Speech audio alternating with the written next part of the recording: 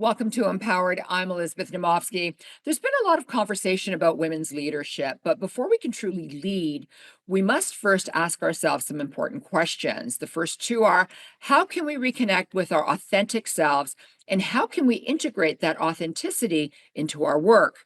Today, we'll explore the power of finding our voice and redefining that success means for us as women leaders. I'm joined by Beth Dewett.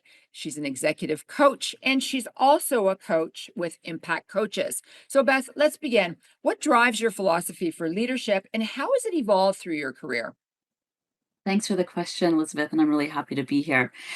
Yeah, leadership for me has definitely evolved over my own career. And where it is right now, and I think it always has been, is that it's really focused on people and relationships and understanding that when you're a leader, it's about seeing the humanness of the people who are across the table for you. We actually all have a shared humanity, and sometimes that can get lost when you're looking at P&L statements or looking around the corner to see what comes next or being really focused on long-term strategy. We can forget the fact that at the end of the day, leadership is actually about how it is we connect with one another.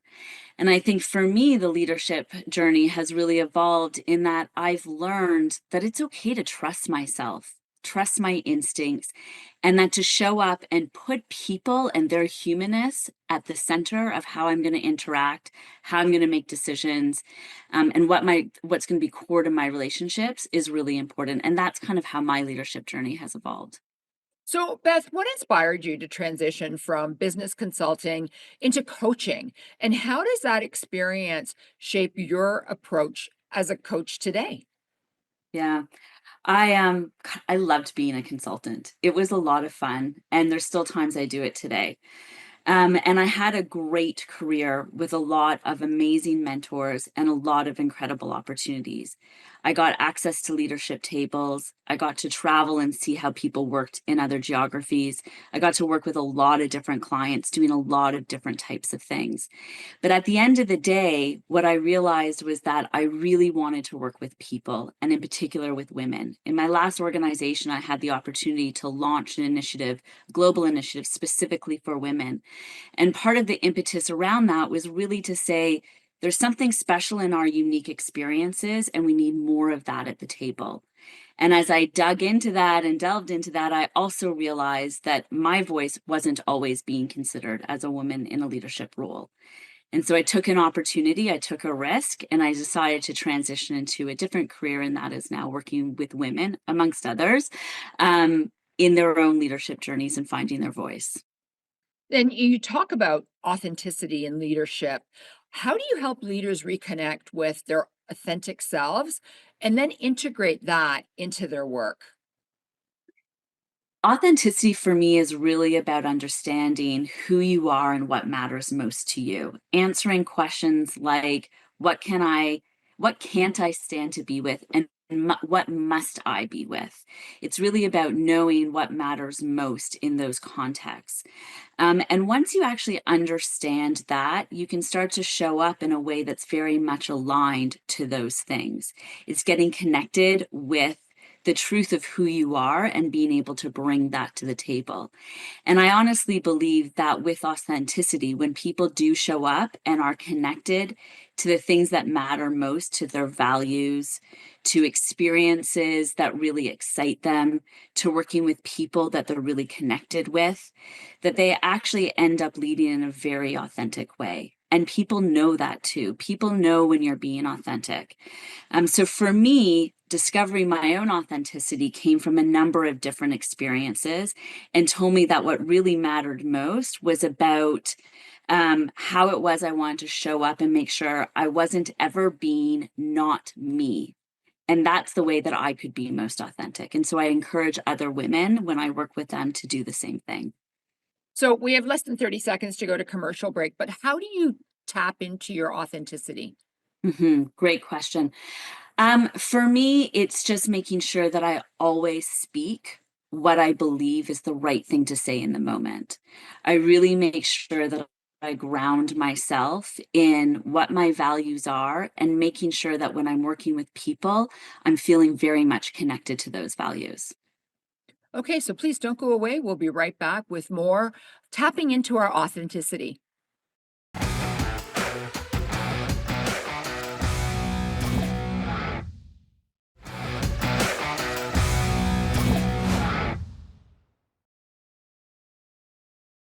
Welcome back to Empowered. I'm Elizabeth Naumovski. On today's episode, we're discussing thriving as women leaders, finding your voice and your power. Beth, from your experience, what are the common challenges women face in leadership roles today? Yeah, I think there's a few different ways to look at this. On the one hand, there are the systemic challenges. At the end of the day, the way our ways of working and the ways in which many of the systems in which we operate exist have not been designed with women in mind. And so, in that way, they don't necessarily reflect the way that we need to show up, what some of the other commitments are that we have in our lives. So there's some real systemic challenges, the way policies are designed, the way women get evaluated. We know all of this to be true. On the other hand, there's also the ways in which we've been socialized through these systems and what that's taught us in terms of how we look at ourselves. And so for many women, that inner critic or saboteur is very strong. And really, it's about what do we need to do to start to understand the role that inner critic can play and start to quiet it and really start to tap into what we know to be true in our ways of existing, our ways of doing, our ways of knowing, and our ways of relating to others. And so for me, those are some of the challenges that exist. It kind of comes down to a combination of trusting yourself and operating inside of a system that hasn't necessarily set you up for success. You know, it's interesting. You are not the first one to talk about the systemic challenges that women face in the workforce, and that keeps coming up over and over and over again. Why do you believe it's so important for women to step into leadership roles, even with these systemic challenges? And what unique qualities do women bring to leadership? Mhm. Well, at the outset, things can't change unless the voices of the people around the table bring new perspectives and new ideas. And so part of having more women in leadership is to say, come on, wait a second. There's other ways of considering this problem. There's other ways of thinking about this innovation. There's other ideas here that are based on my own lived experiences or those who are in my community. And so I think it's really important that we think about the diversity of thought at the leadership table. And so this isn't a women's topic only. This cuts across the intersectionality of all identities and all backgrounds. And so at the outset, I think that that's one of the reasons why we need more voices at the table that are different and unique. I think as well, be it how we've been nurtured, be it the way the systems have taught us to see the world, be it our own engagement with those systems and with those around us in our communities, is that we really do have a different way sometimes of engaging with one another. We bring a different type of energy, a different type of language, a different type of experience, a different way of knowing. And that's a really important thing when we think about how we want to transform the types of organizations and systems that exist in our communities. And so that's part of the reason why I think it's really important that there's more women at leadership tables. You know, you do talk about voices, and a lot of women feel that they're not being heard, and I don't mean that they you know raise their voice or whatever. But a lot you and other women emphasize standing in your own voice and power. Like, how do you guide women to discover and embrace their voice as leaders? Yeah, I think it very much goes back to a question that you asked earlier around authenticity, but also getting connected. So it really is about getting connected to what you stand for and what matters most to you, because then you know where you're going to be drawing the line. And when you are talking from a place that's very real to you, your voice is going to come because it matters so much. Now, we're not always in positions where that voice can be heard, but we're often in places where we can at least attempt to use it. And so when I talk about using your voice and standing in your power, it really is for me about looking for those opportunities to bring all of who you are into the discussion to really shape the types of decisions that are being made. That is definitely one way in which women can use their voice and stand in their power. So when I'm coaching women, we spend a lot of time talking about where do those opportunities exist. It's not so much about the minutia of the key messages. Hold that thought. We will be Yes, right back after this commercial break. for sure. Please don't go away.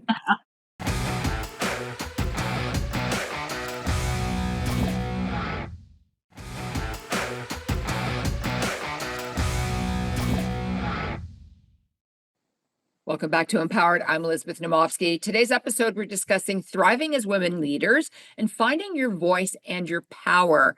Before we went to break, Beth was talking about voice and power and emphasizing how to discover and embrace your voice. So please, Beth, continue. Yeah, thank you so much. As I was saying, I mean, I really think the opportunity for when you start to use your voice and stand in your power is that you're also starting to create a model for others.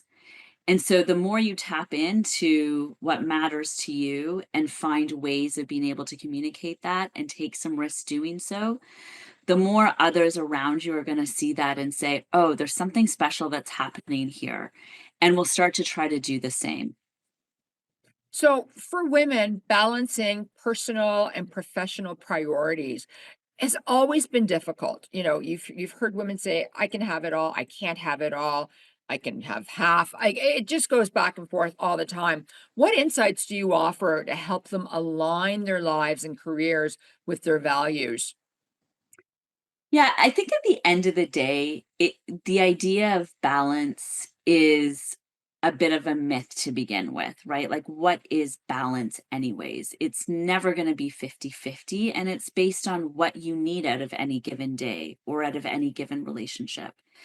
And so for me, I think it's working with women to actually renegotiate what it is that matters and how to create and design a week, a month, might even be a day that really represents the balance that they're looking for between what they need to keep themselves full and what others need of them. We all know many people need many things from us, and we can only be so many things to so many people. And so really it's about thinking through, and like I said, it's that negotiation or even renegotiation with yourself around where you want to spend your time and what's going to leave you at the end of the day not in an energy deficit. And it takes a lot of time and a lot of exploration and a lot of practice. You know, energy deficits that just comes into almost every other conversation. And I Mm. think that's one of the struggles that women have as well. You know, everybody tries to please everyone else, but the problem is when you're pleasing everyone else, you're the only one that hasn't been pleased. What is your suggestion for women so that they don't get into that energy deficit situation? Mhm. So many different things, and I think it kinda depends on where you are in your life and the types of relationships that you have and the types of career that you have. But I think it's about looking at what is kind of the amount of time that you have in any given week and where is your energy going towards, and what are the things that you maximize your energy on and what are the things that you suck your energy on. And you kind of almost have to do like a health check to understand that. And then you have to actually get tough with yourself and try to put some practices in place around keeping that energy bank up. For me, I've, actually rediscovered how good sleep is. Working until 2 o'clock in the morning at one point in my life maybe served me, but now I really value other things. And that has changed over the time of my life, the course of my career. So I think trying to find the things that are going to be yours and yours alone, and really sticking to them, and exploring that through a few different exercises with a coach, for example, can be a really good way of defining it and then developing some practices to support you. Trying to find time to keep yourself healthy, keep yourself fed properly, not be sleep deprived, Yeah. working out so that your muscles are protecting your bones as you get older. Menopause, there's so much that women go through. Yeah. And I'm Yeah. a firm believer that, mark it in your calendar. You're going to work out Thursday at 5:30 for an hour. You're going to do Yeah. this. I think it's important because women are constantly saying, I don't have enough time for myself. Yeah. It's so true.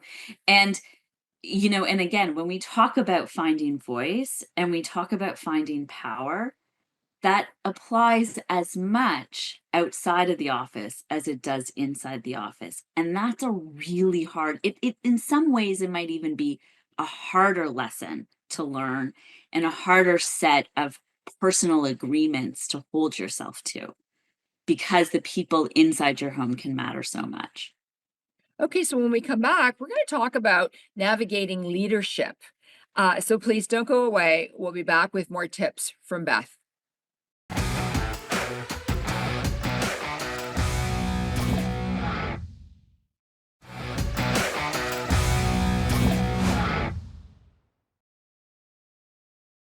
Welcome back to Empowered. I'm Elizabeth Naumovski. I'm joined by Beth Dewett, who is an executive coach, and we're discussing thriving as women leaders, finding your voice and your power. Beth, what have you learned from working with women navigating leadership that has surprised you or profoundly inspired you?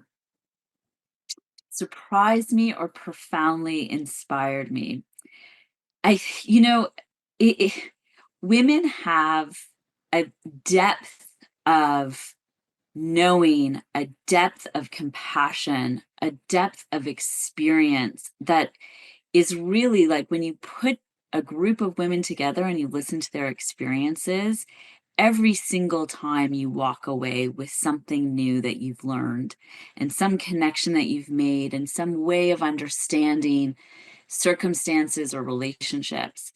The other thing that I've seen from working with a lot of women is that many of us feel we're not seen and we're not heard, and that as a result, we're leaving a lot on the table.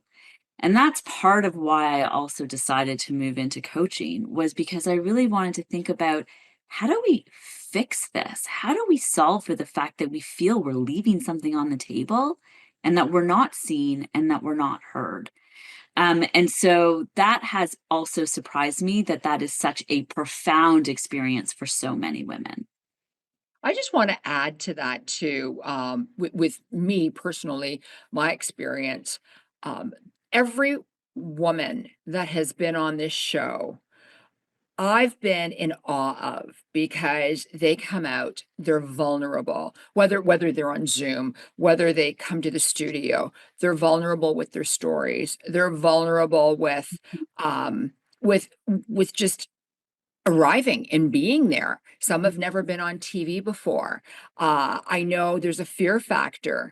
And I just think it's amazing how all these women come out and bring out their authentic self because they want to help so many other women out there. So kudos to all of you, and thank you to all of you who've come out to do this, especially you too as well, Beth.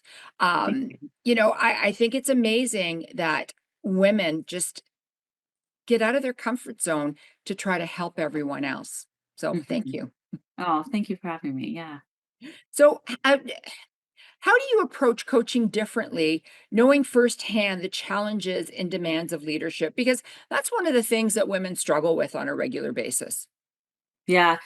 Well, look, I mean, I've lived it. I've been a leader. I've been in the professional space. And so I think just based on that, I'm able to connect with people.